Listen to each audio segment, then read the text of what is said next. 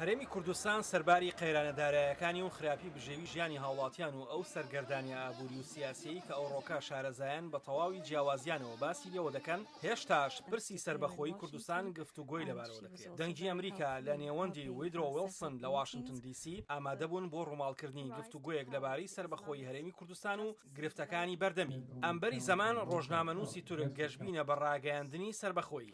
Well, it depends on how the leadership decides to handle all of this. ئەمە وەستاوە لەسەر ئەوەی چۆن سەرکردەکان بڕیار دەدەن چۆن مامەڵە لەگەڵ هەموو ئەو شتانە دەکەن.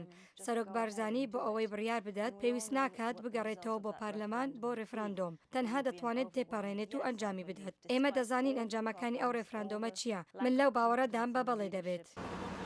هاوکات هەرێمەکە زیاد لە ماوەی 2 ساڵە لە جەنگی گەورەدایە دژی تیرۆر و قەیرانە ئابووریەکان و بێموچەیی و بوونی زیاد لە 1 ملیۆن ئاوارە لە هەرێمی کوردستاندا وەک کۆمەڵێک ڕاستی حاشا هەڵنەگرن. بۆیە ئەریزا مارکۆز نووسەر و شیکەرەوەی ئەمریکی بۆ پرسی سیاسەتی کورد ڕایەکی جیاوازی هەیە. What the Kurdistan region needs to do first بۆ ئەوی بێتە وڵاتێکی سەقامگیر پێویستە هەرێمی کوردستان یەکەم شت کە بیکات دەم و دەستگاکانی سەر بە حکوومەت بێت و بەسەر ئەم دابەشکاریە سەر بکەوێت. دەبێت هۆکارێک بدەن بە خەڵک کە باوەڕ بە دەوڵەتەکە بکەن. بەڵام ئێستا خەڵک باوەڕی بە دەوڵەتی کوردی نییە. بەڵێ ئەوان دەیانەوێت دەوڵەتی سەر بەخۆیان هەبێت. بەڵام زۆر گرنگە بۆ هەرێمی کوردستان ئیش لەسەر ئەوە بکات وەڵامی گرفتەکانی گەندەڵی بدەنەوە، کۆشش بکەن بۆ چارەسەرکردنی گەندەڵی وەڵامدانەوەی ڕخنەکان لەسەر مافەکانی مرۆڤ. بەڵام سەرۆکی پەیمانگای توێژینەوە لەسەر شیعە لە واشنگتن عەباس کازم سەربەخۆیەکە گرێ دەداتەوە بە سەرکەوتن یان شکستی دەوڵەتەکەوە. پرسیارەکە لەوەدا نییە سەربەخۆیی ڕابگەێنرێت، بەڵکو دوای سەربەخۆیی چی ڕوودەدات. من لەو باوەڕدام پێویستە زیاتر نیگەرانی ئەوە بین ئایا ئەوان دەتوانن دوای ڕاگەیاندنی سەربەخۆیی وڵاتێکی سەربەخۆی سەرکەوتو دروست بکەن. ئەمە گەورەترین پرسیارە بۆ سەرکردە کوردەکان. ئەم بەرزەمان باز لە دیدارەکانی دەکات لەگەڵ بەرزانیدا و دەڵێت کە بەرزانی سوورە لەسەر سەربەخۆیی. Recently, Masoud Barzani تا ئەم دوایانە هەموو جارێک کە دەڕۆمەوە سەرۆک مەسعود بارزانی دەبینم دەیگوت ئەمە خەونێکی گەورەیە و دەبێت واقعی بین. بەڵام دوایەمین جارکە یەکترمان بینی بە شێوەیەکی زۆر گۆڕابوو. ئەو ئیتر سەربەخۆیی بە خەون ناو نەدەبرد، بەڵکو دەیگوت ڕاستیەکە گەرانەوەی نییە.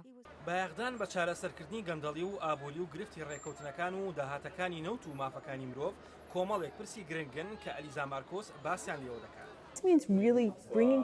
پێویستە پرۆگرامێکی نیشتیمانی هەبێت، شتێک کە پێم وایە گرنگە کاتی کە خەڵک قسە دەکات و دەڵێت با پارتی و یەکێتی چارەسەری ئەوە بکەن چۆن سەرچاوەکان لە نێو خۆیاندا دابەش بکەن، چۆن نەوتەکە لە نێو خۆیاندا دابەش بکەن. نەخێر ئەمە ئەوە نییە کە سەرچاوەکان لە نێوان دوو حزبدا دابەش بکەیت، بەڵکو دەبێت سەرچاوەکان بەکاربهێنێت بۆ خوڵقاندنی بزوتنەوەیەکی نیشتیمانی. گرنگی و بایەخی هاوکاری و پشتیوانی ناوچەیی و نێودەوڵەتی بۆ ڕاگەیاندنی سەربەخۆیی بەڕای عەباس کازم هەنگاوە سەرەتایەکانن.